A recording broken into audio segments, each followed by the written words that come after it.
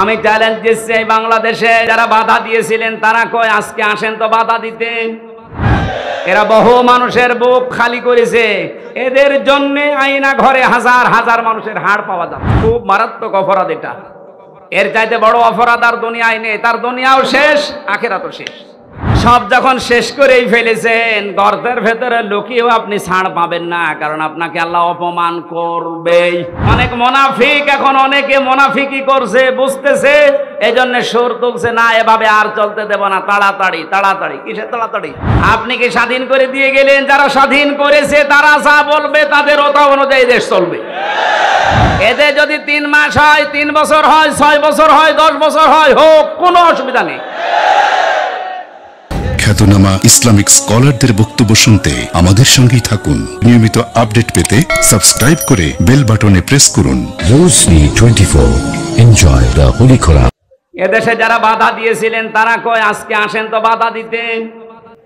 আসেন, আজকে আসেন, আপনাকে আমি ওয়েলকাম জানাচ্ছি। কোথায় লুকিয়ে আছে সে? শেখর না শিখর? এদিকে আসেন, আজকে মাইক কেড়ে নেন তো দেখি কোন মায়ের দুধ খেয়েছেন আপনি। আসেন, আমি চ্যালেঞ্জ দিচ্ছি, এই বাংলাদেশে সামনে দিন আসতেছে, কোরআনের দিন, সামনের দিন আসতেছে, হাদিসের দিন।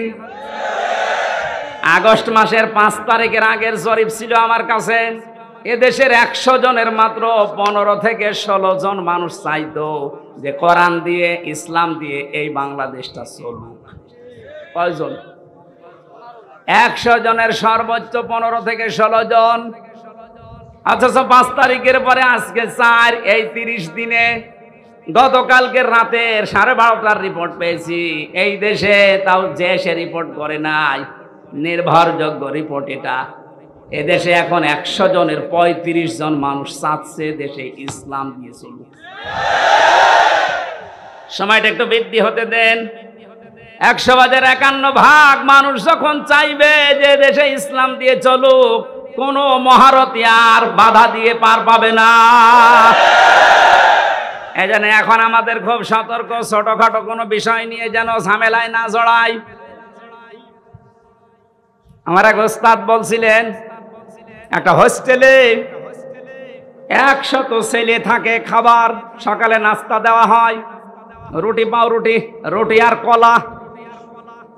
এর ভেতরে কিছু মানুষ সুর তুলেছে, আমরা সকালবেলায় নাস্তা আর খাবো না, নাস্তার মেনু পাল্টাতে হবে।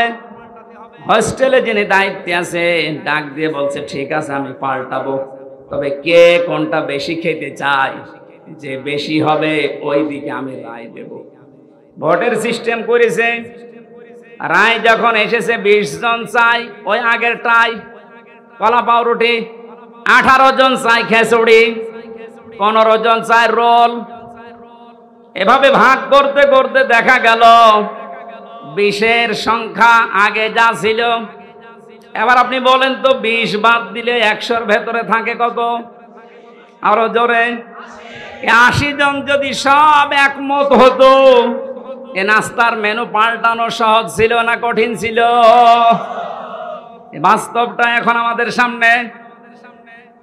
এদেশে নাস্তিক, মোরতাদ, রাম, বাম, এই ইনু নুনু, এ মেনন আর কালামানিক বেশি না। এরা যা চাচ্ছে, এরা খুব মিলে হলেও 20 জন হবে। আর আমরা যারা টুপিওয়ালা, আমরা 80 জনের উপরে। ওই 15 জন, 18 জন, 16 জন গুলো না করে আমরা যদি সব এক হতে পারি, নাস্তার মেনু এতদিন যা চলছে এটা পাল্টানো সম্ভব। কারণ এই 53 বছরে বাবা চালিয়েছে, আমরা দেখেছি। আমি দেখি নাই, মুরব্বীরা দেখেছে, কারণ আমার তো 32। স্বামী চালিয়েছিল, আমি দেখি নাই, মুরব্বীরা দেখেছে। চাচা চালিয়েছিল, সকালে এক কথা বলতো, বিকেলে আর এক কথা। সেও দেখলাম 9 বছর। ববু চালিয়েছিল বিভিন্ন কায়দায়, ভাবিও চালিয়েছিল। এই কথা বলেন, এখন সবারটাই দেখেছি। এখন শুধু বাকি আছে এ কোরআন দিয়ে সংসদ চললে কেমন দেখা যায়।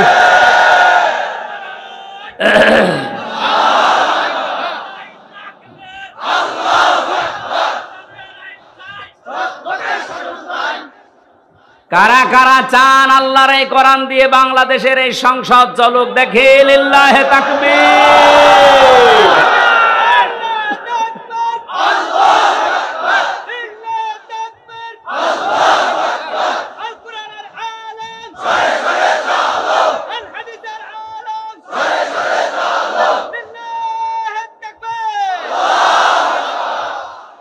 এই জন্য আমরা 80 জন যেহেতু আছি, আমরা যেন এই মত পার্থক্য ছোটখাটো বিষয় নিয়ে কেউ 15 জন, কেউ 16 জন, কেউ 18 জন, তাহলে কিন্তু ওই 20 যা এসেছে ওইটাই থেকে যাবে।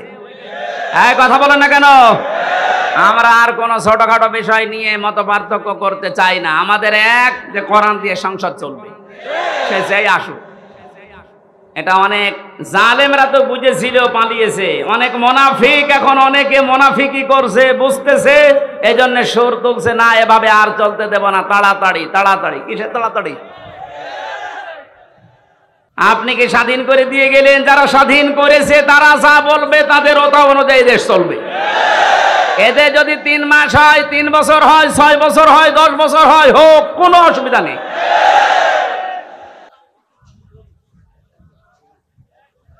কি অবস্থায় ছিলেন আপনি টের পাচ্ছেন না? কয়েকদিন আগে বাংলাদেশ জামাত ইসলামী কুষ্টিয়া জেলা শাখার উদ্যোগে 500 আলেমকে ডাক দিয়েছিল, সব ঘরনার। 3.5 ঘন্টা আলোচনা হয়েছে, কোনো বাধা নেই, যে যার মতো কোরআন হাদিস দিয়ে বলেছে। আপনি বলেন তো, আগস্টের 5 তারিখের আগে 500 না 5 জন আলেম এক জায়গায় হলে টিকে থাকতে পারতো? কোথায় ছিলেন আর কোথায় এসেছেন? মুনাফিকি করা বাদ দেন। জীবন যারা দিয়ে গেল, আজ ওদের বিরুদ্ধে অনেকে ফতোয়া তুলছে।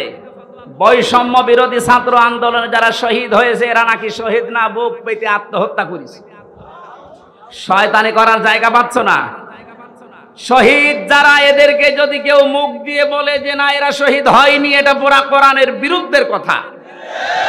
সূরা বাকারা 154 নম্বর আয়াত, ওয়ালা তাকুলু লিমান ইউকতালু ফি সাবিলিল্লাহি আমওয়াত বাল আহইয়াউ ওয়ালাকিন লা তাশউরুন। সূরা বাকারার 154 নম্বর আয়াতে আছে, হে নবী, মুখ দিয়ে কোনো দিন এই কথা যেন কেউ না বলে যারা মারা গেছে, না ওরা শহীদ হয়েছে, ওরা মারা গেছে, কথা বলবেন না। কারণ যারা শহীদ হয় ওরা জীবিত, কিন্তু তোমরা টের পাও না। তাই মানুষ যেহেতু মুখের পরে অন্তরে ধারণা করতে পারে, আল্লাহ ধারণার উপরেও নোটিশ দিয়েছে, এই আলা তাহসাবান্নাল্লাযীনা কুতিলু ফি সাবিলিল্লাহি আমওয়াতা বাল আহইয়াউন ইনদা রাব্বিহিম ইরযাকুন।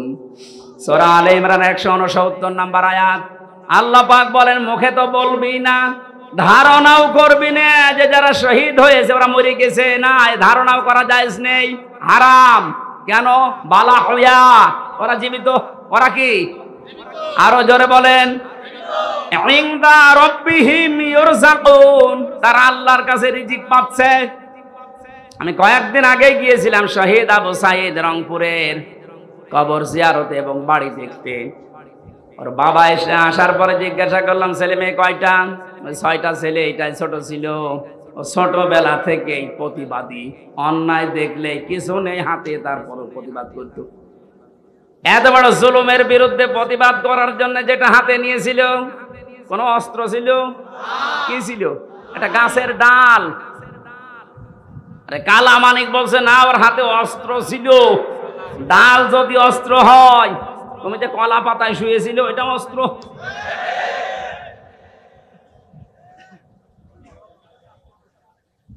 সাধ্য মতো যতটুকু আছে আমার সমর্থন, বাবার হাতে কিছু দিয়ে আসলাম।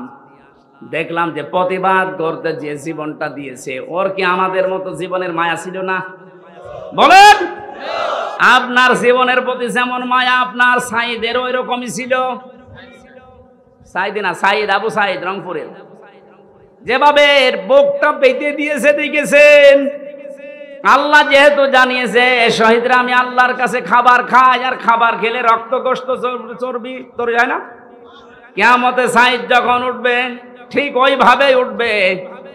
আল্লাহ জিজ্ঞাসা করবে তোর বুকে এতগুলো গুলি, রক্তের দাগ, ও কিন্তু জবাব দিতে পারবে রব্বুল আলামিন সালেমের জুলুমের সামনে কিছুই পাইনি, জীবনটা দিয়ে দিয়েছি।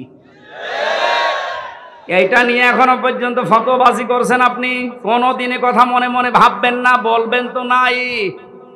বৈষম্য যখন দূর করার জন্য আন্দোলন হয়েছে, আমরা চাই যে সংস্কার যখন আরম্ভ হয়ে গেছে, এদেশের যত রকমের জঞ্জাল আছে সব জায়গায় যেন অতি দ্রুত সংস্কার করা হয়।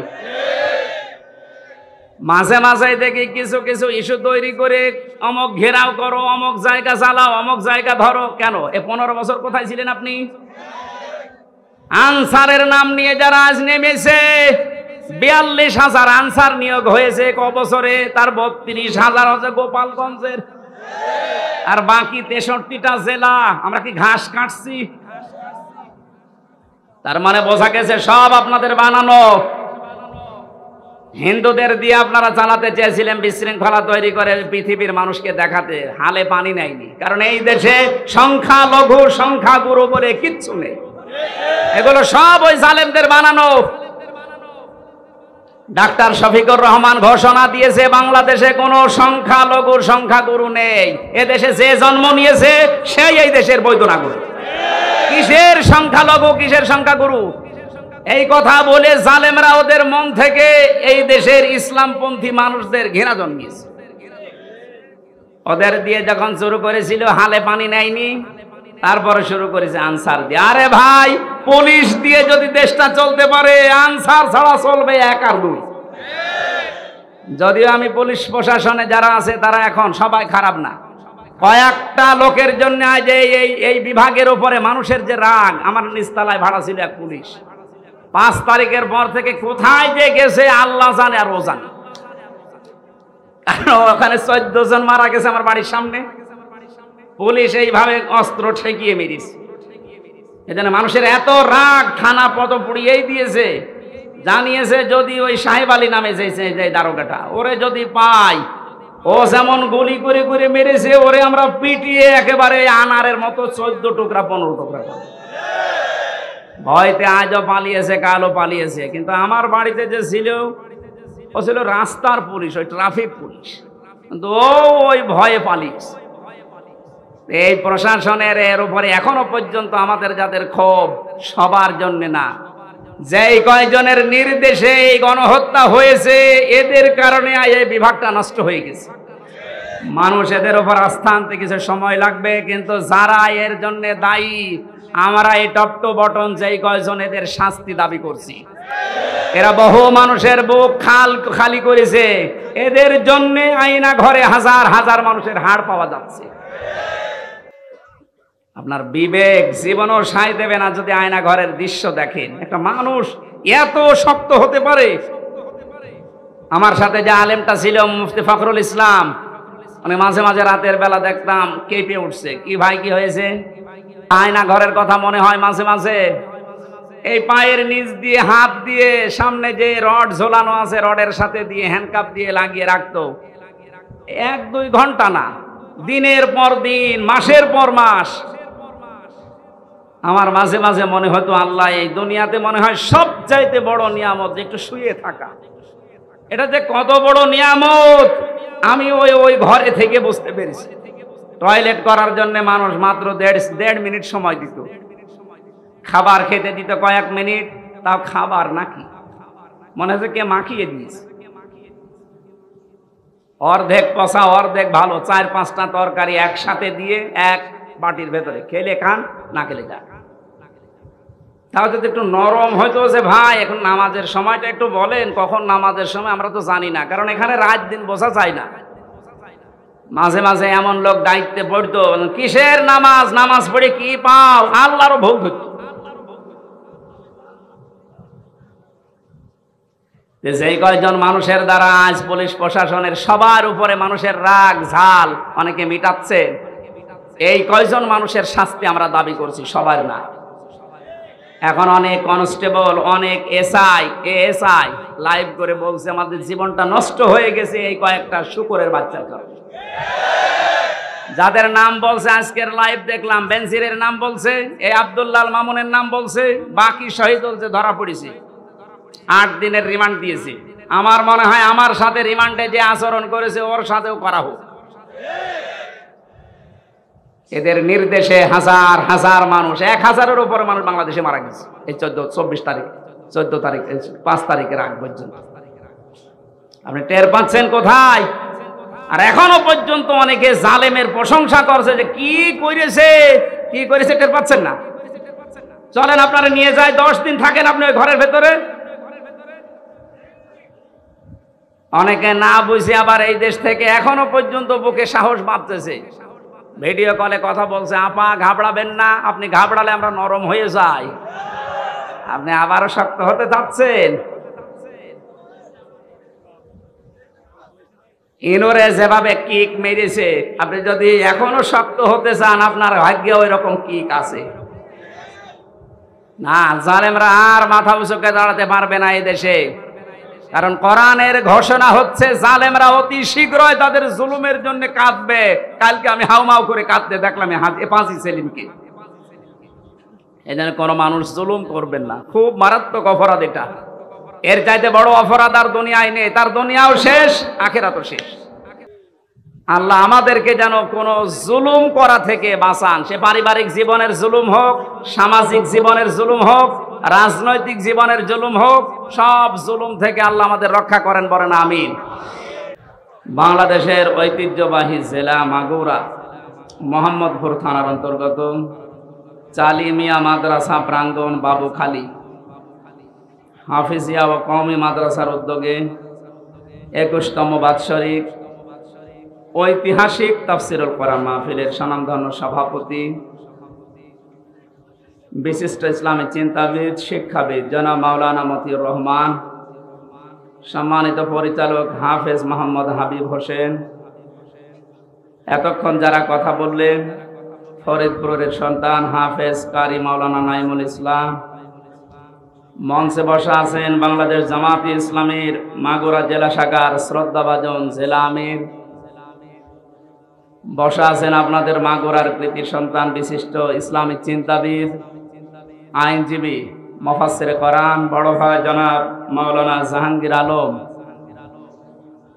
নাম না জানা অন্যান্য ওলামায়ে কেরাম, সামনে বসা মুসলমান ভাইরা, পর্দার আড়ালের সম্মানিতা মা এবং বোনেরা, প্রশাসনের ভাইরা, প্রাণপ্রিয় মাগুরাবাসী, দল মত জাতি বর্ণ ধর্ম নির্বিশেষে কোরআনের এই অনুষ্ঠানে আজকে যারা ইবাদত মনে করে এসেছেন বলেন আলহামদুলিল্লাহ। এটা ইবাদত চলছে নাকি? চলছে। নামাজ যেমন ইবাদত মনে করে পড়েন, নামাজে দাঁড়ালে যেমন এদিকে ওদিকে তাকানো যায় না, কথা বলা যায় না, শুধু ফ্যান গণনা করা যায়। সব যদি আপনি মনে করেন নামাজে যে 7, 10, 15 মিনিট দাঁড়িয়ে আছেন সব নিষিদ্ধ, এখানে 1 ঘন্টা সময় দেওয়া লাগবে, সব নিষিদ্ধ, পারবেন না। ইবাদত করতে হলে ইবাদতের মতো করা লাগবে। যেখানে আছেন যদি ওই অবস্থায় আপনার জীবন কেটে যায়, লাতার কাবন না তবাকনাং তবাক, হে নবী যেখানে আছেন ওখানে থাকলে হবে না, আপনাকে উপরে ওঠা লাগবে। এক স্তর থেকে আপনাকে আর এক স্তরে নিয়ে যেতে চাই। বাচ্চারা যখন জন্ম দেয় দেখবেন ছোটবেলায় এই জন্মগ্রহণ করা বাচ্চাগুলো মানুষ ডাক্তারের কাছে নিয়ে যায়। ডাক্তার প্রথমে ওজন দেয়, মনে করেন 1 বছর বয়স, ওর ওজন হয়েছে 3 কেজি। কত? 3 কেজি বা 5 কেজি, 1 বছরে ওর ওজন। এ 5 কেজির বাচ্চাকে আপনি 2 বছর পরে আবার নিয়ে গেলেন, ডাক্তার আবার ওজন দিচ্ছে 5 কেজি আছে। কি অসুস্থ না সুস্থ? বলেন বলেন। জন্মের পর থেকে আমরা মনে হয় এদেশে মুসলমান হয়ে যেহেতু জন্মগ্রহণই করেছি মুসলমানের ঘরে, আর 96% মুসলমান এই দেশে আছে, এই কারণে এরকম অনুষ্ঠানগুলো আমরা অন্তত এদেশে আবহমান কাল থেকে চলে আসতেছি। আমরা কয়েকদিন আগে একটা জরিপ পেয়েছি, মক্কা থেকে মদিনায় ইসলাম যাওয়ার আগে মুহাম্মদুর রাসূলুল্লাহর সাহাবী এবং নবীজির মামাতো ভাই এই বাংলাদেশে ইসলাম অলরেডি নিয়ে এসেছিলেন এই বাংলাদেশ, ভারত, পাকিস্তান এই এলাকাতে। একটা মসজিদের সন্ধান পাওয়া গেছে উত্তরাঞ্চলে, তার মাটি পরীক্ষা করে দেখা গেছে এই মসজিদটা 1473 বছর আর এই 7 বছর কত হয় 80 বছর। আপনি নবীজির জন্মের যে হিসাবটা আছে যদি হিসাব করে দেখেন, যারা গবেষণা করছে তারা বলছে যেই সময় এই মসজিদের এখানে প্রতিষ্ঠা, মৃত্তিকা গবেষণাগারের রিপোর্ট অনুযায়ী বিশ্ব নবী ওই সময়ও দুনিয়ায় 3 বছর বেঁচে ছিলেন। তার মানে নবীজি এই পৃথিবীতে জীবিত থাকতেই এই দেশে ইসলাম চলে এসেছে। কথা বুঝতেছেন? যেহেতু ইসলাম অনেক আগের শিকড় গেড়ে আছে এখানে, সেই হিসাবে বহুদিন থেকে কোরআনের আলোচনা ধারাবাহিকভাবে এখানে চলতেছে, চলবে ইলা ইয়াউমিল কিয়ামা। এখন এটা দেওয়ার সময়, এখন আমরা কখন খাবো এটা? মানুষ সে রংপুর এলাকার মানুষ, রংপুরের এলাকার মানুষকে আমরা একটু উল্টা পাল্টা নামে ডাকি। আমরা খুলনা বিভাগের লোক, আমার বাড়ি এই পাশে কুষ্টিয়া। খুলনা বিভাগের যে 10টা জেলা, বাংলাদেশে যত জেলা আছে সবচেয়ে বেশি ভালোবাসি আমি এই 10টা জেলাকে, এরপরে বাইরের। ওই সমস্ত উত্তর অঞ্চলের এই রংপুর বিভাগের যে জেলাগুলো আছে এই মানুষগুলো একটু সহজ সরল, যেটা রেকর্ড হচ্ছে ওদের আবার মন খারাপ হবে। মানে এমন সহজ সরল, গাড়িতে আপনি হরেন দেবে তো সাইড দেবে তো তাকে আরো দেখে যে কে আসতেছে। আমি আসার পরে এনার কাছে বলেছিলাম যে একটা লবঙ্গ দিয়ে, কারণ সময় পাইনি খাবার খাওয়ার, একটা লবঙ্গ দিলে এখন নিয়ে এসে দিচ্ছি। এখন কখন খাবো? ঠিক আছে, তারপরও যেহেতু এসেছে শুকরিয়া আপনাকে, দরকার হয় মাহফিল শেষ করে খাবো। এই জন্য আবহমান কাল থেকে যে নিয়ম নীতির সাথে আমরা অভ্যস্ত, তার ভেতরে আজকের এই অনুষ্ঠানটা অন্যতম। কথা বলেন এখানে। এই 53 বছর স্বাধীন হওয়ার পর থেকে অন্তত আমরা এভাবে চলতেছি কোরআনের আলোচনা, এর আগেও এভাবে চলতেছে। 53 বছর আগেও আপনি যা শুনেছিলেন এখনো কোরআনে কারিমের আলোচনা ওইভাবে, হয়তো ধাঁচ পাল্টিয়েছে, শুনতেছে। এর আগেও আপনার ওজন ছিল ওই 5 কেজি, 53 বছর পরে এখনো আপনার ওজন 5 কেজি। আপনি কি সুস্থ না অসুস্থ? অন্তর্বর্তীকালীন সরকারের প্রধান উপদেষ্টা যিনি ডক্টর মোহাম্মদ ইউনূস, উনি যেই দিন চেয়ারে বসেন ওই দিনের পরেই ঘোষণা দিয়েছেন বাংলাদেশে অন্যান্য ধর্মের অনুষ্ঠান যেভাবে চলে, মুসলমানদের কোরআনের আলোচনা চলতে কারো প্রয়োজন অনুমতি নেওয়ার প্রয়োজন নেই। এই তাকবীর দেওয়ার কি হলো? কথা বোঝেন? ওনার অনেক মতের সাথে আমার মতের মিল নেই, কিন্তু এই বিষয়টা এত ভালো লেগেছে, দোয়া করছি আল্লাহ এই কথাটার কারণে তার জীবনটা তুমি পরিচ্ছন্ন করে দাও। স্বাধীন এবং পরাধীন শুধু নাম শুনতাম, বাস্তবে 15-16 বছরে আমরা যে অবস্থার সম্মুখীন হয়েছিলাম, একটা স্বাধীন জাতি দাবি করতাম চেতনা নিয়ে, অথচ আমরা ছিলাম পুরা পরাধীন। এই কথা বলেন না কেন? আপনাদের বানানো সংবিধান অনুযায়ী হলেও তো আমার বাড়ি কুষ্টিয়া, এখানে এসে কোরআনের দাওয়াত দেওয়া, সংবিধান অনুযায়ী কথা বলা আমার অধিকার ছিল না? যারা দিল না ওরা কি শুধু আমারে বাধা দিয়েছে না কোরআনকে? ডাইরেক্ট ইনডাইরেক্ট যদি কেউ কোরআনে বাধা দেয়, আল্লাহ কি করেন তার বাস্তব প্রমাণ 5 তারিখ থেকে আজকের এই 4 তারিখ পর্যন্ত। কে যেন একটা গান বানিয়েছে দেখলাম, কোথায় না আমি ওটা আর বললাম না, কোথায় সে কাওয়া কাকু, কোথায় গরম গরম কথা। এ জেলায়ও যারা এরকম উল্টাপাল্টা ক্ষমতার গরম দেখিয়ে কোরআনের আলোচনাগুলো বন্ধ করে দিতেন, নির্দ্বিধায় ফতোয়া দেওয়া যায় আপনি কাফের। এটা তো আমি বানালাম। হ্যাঁ, অকাল আল্লাযীনা কাফারু লা তাসমাউ লিহাযাল কুরআন আলগাউ ফীহি লাআল্লাকুম তাগলিবুন। আল্লাহ পাক বলেন কাফেরেরা সিদ্ধান্ত নিয়েছিল এইটা যে সব চলতে দাও, বাধা দিও না, কিন্তু কোরআনে বাধা দাও। এই সিদ্ধান্ত কাদের? আরো জোরে বলেন। ৯৬% মুসলমান আমরা এদেশে বাস করি। বাকি অন্যান্য জাতি যারা আছে তাদের ধর্মীয় অনুষ্ঠানগুলোতে বাধা দেওয়া দূরের কথা, আমরা দেখেছি আরো সাহায্য করা হতো। মুসলমানদের ভেতরেও যারা ইসলামকে ভিন্ন খাতে প্রবাহিত করার জন্য চেষ্টা চালিয়েছে বিভিন্ন নাম নিয়ে, তাদের অনুষ্ঠানগুলোতেও কোনো বাধা আমি দেখিনি। বিশেষ করে পীর নামে, পীরতন্ত্রের নামে যে ইসলাম প্রচার করা হয়েছে এই দেশে, একটা বানানো ইসলাম, যেমন তাহেরি ভাই করেছিল, নজিবুল বশর ময়েজ ভণ্ডারী করেছিল,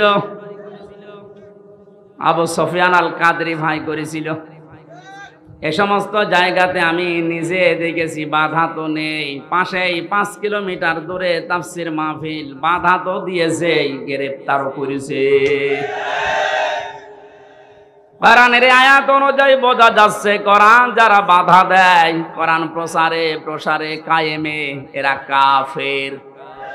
কারণ এই সিদ্ধান্তটা মুসলমানদের না, এই সিদ্ধান্ত কাফেরদের। কাদের বলেন তো?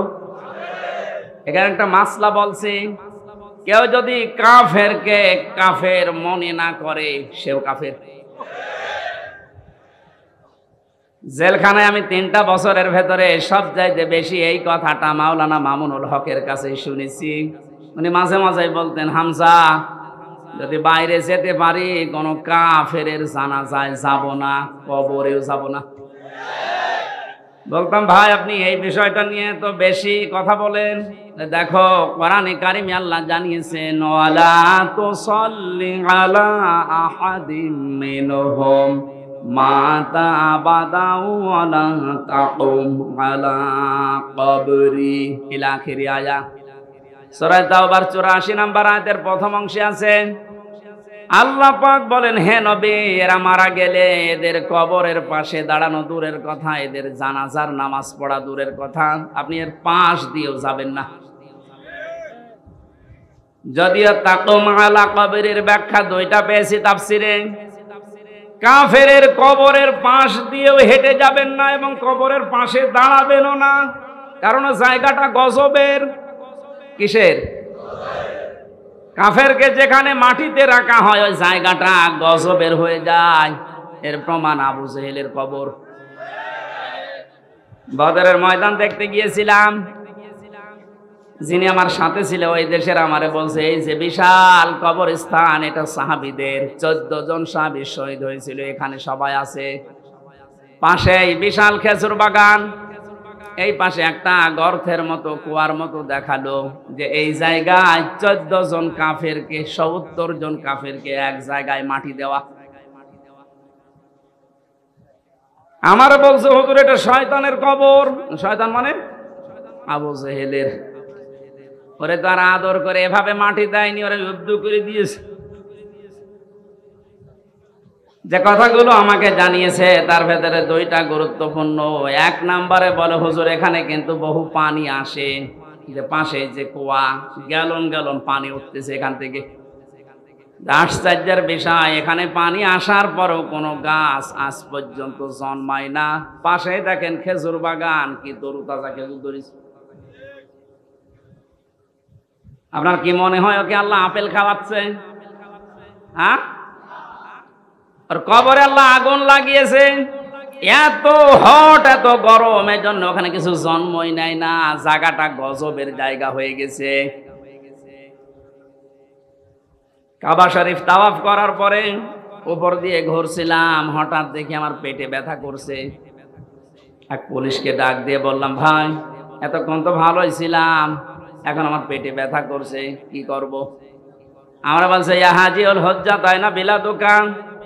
ও হাজি, দেশ কোথায়? জি তুমি বাংলাদেশ। বাংলাদেশ থেকে এসেছি। ওর ভাষা দিয়ে আমারে বলছে, হাজি সাহেব আপনি জানেন না এটা কোন জায়গা? না তো। আবু জেহেলের বাড়ি। আপনি এখনো পায়খানা না করে দাঁড়িয়ে আছেন, তাড়াতাড়ি যান। সত্যি কথা বলছি, কাজ সেরে এসে দেখি আমার পেটের ব্যথা ভালো হয়ে গেছে। আল্লাহ আমাকে জানাতে চেয়েছে, হামজা ওই সময় 4.5 লাখ করে টাকা লাগতো। এত টাকা খরচ করে সেই দেশ থেকে আসলে এখানে আরে শয়তানের মুখে পায়খানা না করে চলে যাবা, তাড়াতাড়ি করো। এত ঘৃণিত, এত নিকৃষ্ট, এত অপমানজনক জায়গা, এই জায়গাকে আল্লাহ তুলনা দিয়েছে ইন্টারন্যাশনাল পায়খানা। এখন এই কথা বলেন না কেন? আমি তিনটা কারণ পেয়েছি।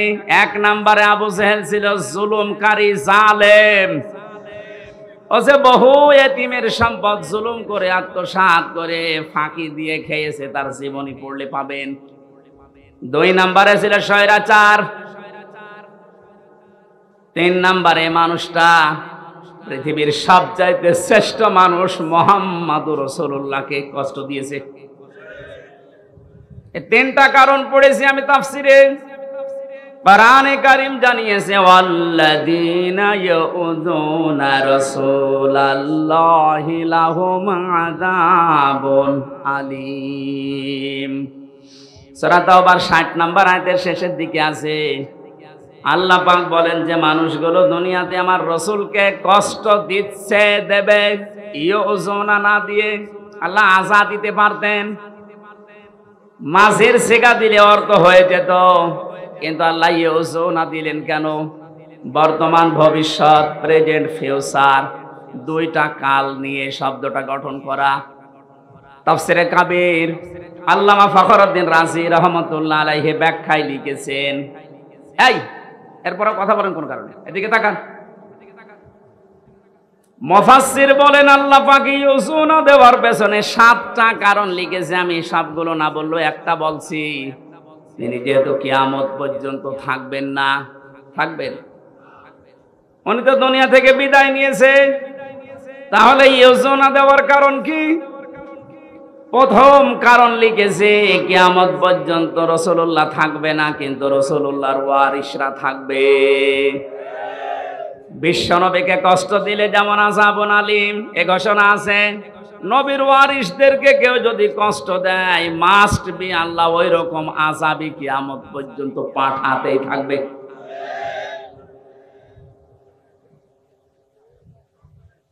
এই আয়াত অনুযায়ী বোঝা যাচ্ছে আজ নবীজি দুনিয়াতে নেই, বিশ্ব নবীর ওয়ারিস যারা আলেম, সত্যিকারের আলেম যারা, আলেম হলেই হবে না, আলেম তো বহু আছে, আমরা দেখতে পাচ্ছি ফরিদউদ্দিন মাসুদ আলেম, এই কথা বলছেন এখন। মুফতি ফয়জুল্লাহ তো আলেম, বাইতুল মুকাররমের সাবেক খতিব যেটা পালিয়েছে, এই যে পাশের জেলায় বাড়ি, ওইটাও তো আলেম। একটা রাষ্ট্র কত নিচে নামলে, কত দুর্নীতিগ্রস্ত হয়ে গেলে জাতীয় মসজিদের খতিব পর্যন্ত পালিয়ে যায় বলেন তো? জাতীয় মসজিদের খতিব পর্যন্ত যদি পালিয়ে যায়, এ দেশে আর বাকি থাকার কথা? আপনি তাকান, যারা যারা এভাবে কষ্ট দিয়েছে, দিচ্ছে, সবগুলো তো পালিয়েছে। কোরআনে যারাই বাধা দিয়েছে, আজ তারা এই দেশের জনগণের টার্গেট হয়ে গেছে। কেন টার্গেট হচ্ছে? কোরআনে কারীম থেকে শোনেন। এই এদিকে তাকান, জায়গাটা ভেজা না? কষ্ট হচ্ছে। যে ইবাদতে কষ্ট বেশি, ওই ইবাদতে সওয়াব বেশি হয়। এই জন্য একটু সহ্য করেন। সূরা আলে ইমরান 4 নম্বর পারা 12 নম্বর পৃষ্ঠার 9 নম্বর 7 নম্বর লাইনের 178 নম্বর আয়াত। এটা রব্বুল আলামিন বলেন, ওয়ালা ইয়াহসাবান্নাল্লাযীনা কাফারু আন্নামা নুমলি লাহুম খায়রুল লিআনফুসিহিম ইন্নামা নুমলি লাহুম লিয়াজদাদু ইসমা ওয়া লাহুম আযাবুম মুহিন। আমি আয়াতটা পড়লাম, তাফসীরের সাথে মিলালাম, দেখলাম না বাস্তবতায় খাপের খাপ, মুমতাজের বাপ মিলে যাচ্ছে। আল্লাহ পাক বলেন, হে নবী, কাফেরেরা ধারণা করে তাদের যে ক্ষমতা, তাদের যে অর্থ সম্পদ, বিত্ত বৈভব দেওয়া হয়েছে, এগুলো মনে হয় তাদেরকে কল্যাণের জন্য ভালোবেসে আল্লাহ দিয়েছে। আপনি কখনো এটা মনে করবেন না কাফেরদেরকে আমি যা দিয়েছি একটা মঙ্গলের জন্য না, এ ক্ষমতার চেয়ারে বসিয়ে এদেরকে দিয়ে জুলুম করায়, অত্যাচার করায় এই কারণে, কারণ যেন ওদের পাপের বোঝা পরিপূর্ণ হয়ে যায়। এদেশের জালেমদের অবস্থার দিকে তাকান তো, পাপের বোঝা পরিপূর্ণ হওয়ার পরে আল্লাহ কিন্তু ধরেছে। এই 15-16 বছর বহু মহারথী চেষ্টা করেছিল জালেমদের বিপক্ষে, এক চুলও নড়াতে পারে নাই। আপনি কি মনে করছেন বিডিআর হত্যায় কারো কোনো হাত ছিল না? সব এখন বের হচ্ছে। এখন তিনি স্বরাষ্ট্র মন্ত্রণালয়ের দায়িত্বে আছে, আজকে ঘোষণা দিয়েছে সব আমি বের করব। এটা তার ফেরেশতা এসে ঘটায়নি। আমি 3 বছর জেলে থাকা অবস্থায় বহু বিডিআর কি পেয়েছি। এই মানুষগুলোর কথা শুনলে যত কঠিন হৃদয়ের মানুষও মন নরম হয়ে যাবে, অথচ জালেমদের মন নরম হয়নি। পঞ্চগড়ের এক মুরব্বীকে পেয়েছিলাম, উনি আমার মাঝে মাঝে বলতেন, হুজুর আমার আর 1 মাস পরে আমার চাকরি শেষ হয়ে যেত, কিন্তু বিনা কারণে এই যা 14 বছর আমি আটক অবস্থায় আছি। আপনি এই লোকটা কিয়ামতে যদি বিচার দেয় আপনি কি জবাব দেবেন? অন্যগুলো বাদই দিলাম, ওই 1টা 2টা না, আমি প্রায় 12টা 13টা বিষয় সামনে আনতে পেরেছি। সর্বশেষ 2024-এর 1000-এর উপরে গণহত্যা। পাপ যখন পরিপূর্ণ হয়ে গেছে, আল্লাহ বলেন ইন্না বাদশা রব্বিকা লাশাদীদ। হে নবী, আপনার রবের ধরা বড় শক্ত ধরা। আমি এমনিতেই কাউকে কিছু বলি না, কিন্তু যারে ধরি পরে আর ছাড়ি না। এমন ধরা ধরেছে, আপনি দেখলেন দরবেশ পর্যন্ত দাড়ি কেটে ফেলেছে। গত পরশুদিন আমার যত মামলা ছিল সব খারিজ করে দিয়েছে। আমি যখন আদালত থেকে বের হচ্ছিলাম দেখলাম হাজী সেলিম, এর নামে হাজী লাগালে গোনা হবে, এটা পাঁচই সেলিম। হাউ মাউ করে এজলাসে কাঁদতেছে। ওর যে অপকর্মের ফেরেশতা, এই 16 বছরে শয়তানও এত অপরাধ করে নাই।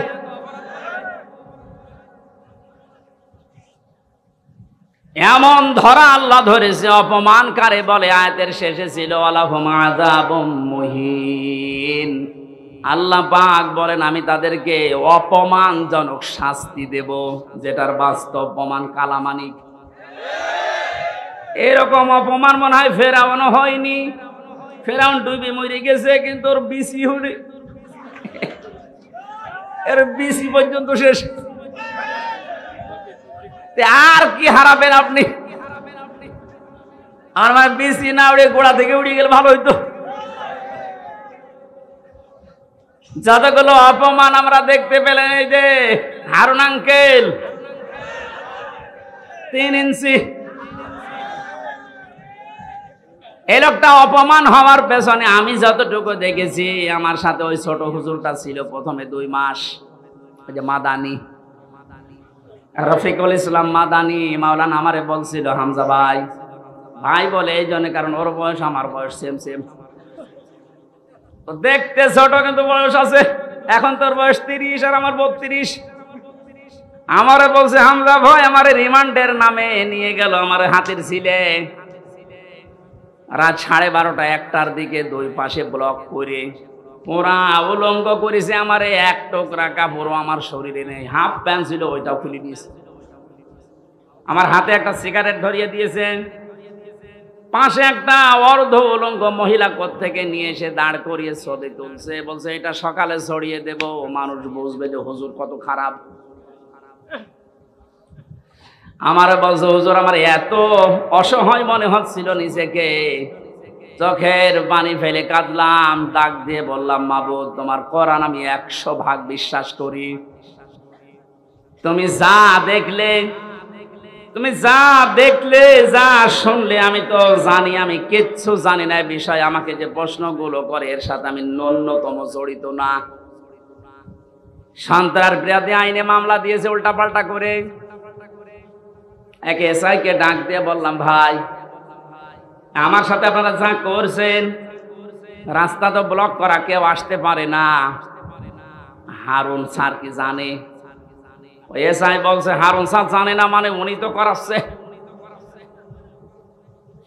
আকাশের দিকে মুখ দিয়ে বললাম, বাবু তোমার আরশের দিকে আমি মুখ করে আমি ছোট হই, কিন্তু আমি একজন আলেম, আমি এখন মজলুম। আর নবীজি জানিয়েছেন মজলুমের দোয়া আর আল্লাহর ভেতরে কোনো পর্দা থাকে না। এই বাস্তবতা এবং বিশ্বাস নিয়ে তোমার কাছে বলছি, আল্লাহ জীবনে তোমার কাছে যদি কিছুই কবুল না হয়, তবে এই কথাটা তুমি একটু শোনো। অপমান করেছে যার নির্দেশে, তাকে তুমি কিছু দেখিও। আল্লাহ দেখিয়েছেন। জীবিত অবস্থায় 3 ইঞ্চি, মহিলারা পর্যন্ত এখন জিকির করছে 3 ইঞ্চি 3 ইঞ্চি। আর কত নিচে নামাবে বলেন? এ তো গেল 3 ইঞ্চির হিসাব। আমার মনে হয় যে চেহারা এখনো লুকিয়ে আছে, যদি রাস্তাঘাটে জনগণ পার পিটিয়ে মেরে ফেলবে। এই জালেমকে যদি কেউ সাহায্য করে, কথা দিয়ে, সমর্থন দিয়ে, সাপোর্ট দিয়ে, সে আল্লাহর নবীর দল থেকে খারিজ হয়ে কাফের হয়ে যায়। কত বড় ভয়ঙ্কর কথা, তিরমিজি হাদিস। কেউ যদি জালেমকে সাহায্য করে, সহযোগিতা করে, কথা দিয়ে, সাপোর্ট দিয়ে, যেভাবেই হোক, যদি জালেমকে কেউ সহযোগিতা করে, নবীজি জানিয়েছেন সে আমার উম্মত থাকে না। বাংলার মুসলমানেরা, নবীর উম্মতের বাইরে যারা, তারা কি? আরো জোরে নাম ধরা লাগবে। আর সুতরাং জুলুমের সাথে যারা জড়িত ছিলেন, বাংলাদেশ জামাত ইসলামের শ্রদ্ধাভাজন আমির ডাক্তার শফিকুর রহমান ঘোষণা দিয়েছেন, আমরা সাধারণভাবে আমাদের কোনো অভিযোগ নেই, আমাদের রাজনৈতিক দল হিসাবে যত জুলুমের শিকার মাফ করে দিলাম। কিন্তু ব্যক্তিগতভাবে যদি কেউ জুলুমের শিকার হয়ে থাকে, আর ও যদি প্রতিশোধ নিতে চায়, ওই পরিমাণ আমাদের পক্ষ থেকে বাধা নেই। সেই হিসাবে আমি যেহেতু ভিকটিম, আমরা মাটির নিচে রেখেছিল আয়না ঘর, শুধু আপনি নাম শুনেছেন, আর আমি ছিলাম ওখানে। 3টা বছর আমাকে ফাঁসির কন্ডেম সেলের ভেতরে তালাবদ্ধ করে 24 ঘন্টা আটক রাখতো সিসি ক্যামেরা দিয়ে। কেউ যেন আমার সাথে কথাও না বলে, দেখাও না করে। এমনকি কারারক্ষী 2-1টা একটু ভালো ছিল, সবাই তো একরকম না। 2-1জন এসে যদি একটু সালাম দিত, ওই যে উপর থেকে ক্যামেরা লাগানো, ওর চাকরি পর্যন্ত চলে যাবে, এইরকম সিস্টেম করেছিল। এত কড়াকড়ি আপনি কেন করলেন? এই জুলুমের সাথে যারা নিযুক্ত ছিল, টপ বটন যেই কয়টা, যেহেতু পরশুদিন আমার মামলা পুরাটা আদালত খারিজ করে দিয়েছে, কোনো দোষ আমার পাইনি, তাহলে বোঝা যাচ্ছে বিষয় আমি কিছু জানি না, আমি পুরা নিরপরাধ। কথা বলেন না কেন? নিরপরাধ মানুষকে যারা বেকার 3টা বছর শাস্তি দিল, তাদের বিরুদ্ধে এখন এরকম 3 বছরের শাস্তি আমিও চাই। এখানে কাউন্টার টেররিজমে যারা আছে, কাউন্টার টেররিজমে যারা আছে, এই যে মনিরুল, আসাদুজ্জামান, ডিসি মান্নান, বাকিগুলোর নাম আমি নিলাম না, কারণ ওরা অত নিচে নামে নাই। আর একজন নেমেছিল আমার মামলার আয়ু মিজান। গত পরশুদিন আমি কল দিয়েছিলাম যে মামলা তো সব শেষ হয়ে গেল, খারিজ করে দিয়েছে আদালত। বিচারপতি ওটা দেখে বলছে, কি দিয়ে বিচার করব, কোনো মাল ম্যাটারেস নেই, যা সব বাদ। তাহলে বোঝা যাচ্ছে বিষয় আমি কিছু জানি না, আমি পুরা নিরপরাধ। কথা বলেন না কেন? নিরপরাধ মানুষকে যারা বেকার 3টা বছর শাস্তি দিল, তাদের বিরুদ্ধে এখন এরকম 3 বছরের শাস্তি আমিও চাই। এখানে কাউন্টার টেররিজমে যারা আছে, কাউন্টার টেররিজমে যারা আছে, এই যে মনিরুল, আসাদুজ্জামান,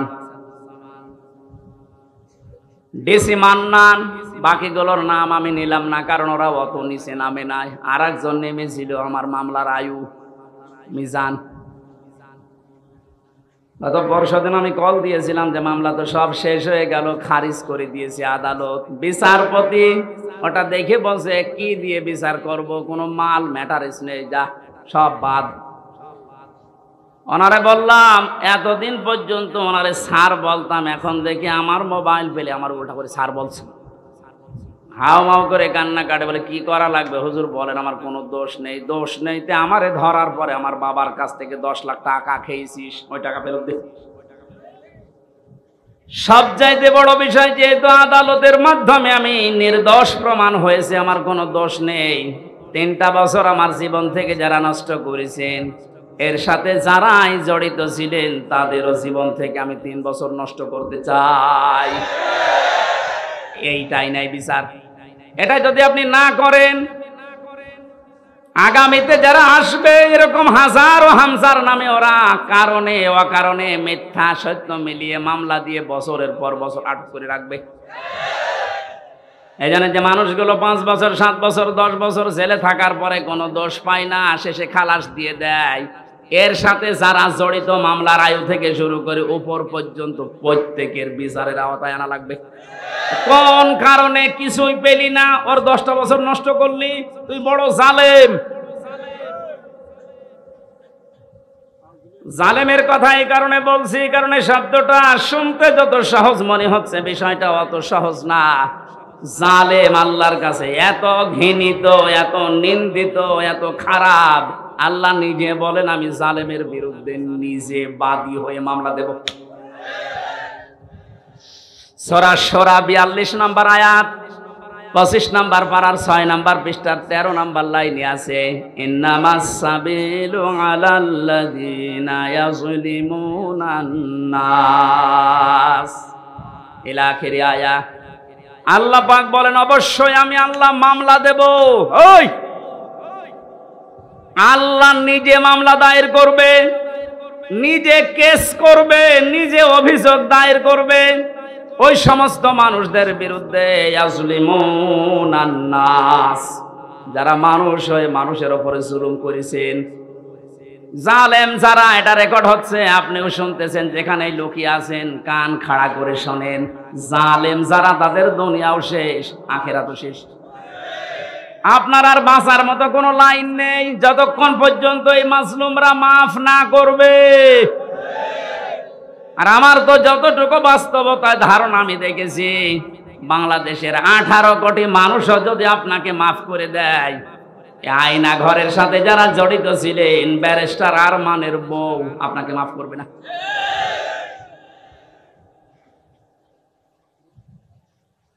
কি অসহায় মনে হয়তো নিজেকে, মাটির নিচে একদিকে, পেছনে হাত বাঁধা, কালো কাপড় দিয়ে চোখ বাঁধা, ডান্ডা বেড়ি দেওয়া পায়ে, মাজায় দড়ি দিয়ে 11 ঘন্টা টাঙিয়ে রেখেছে।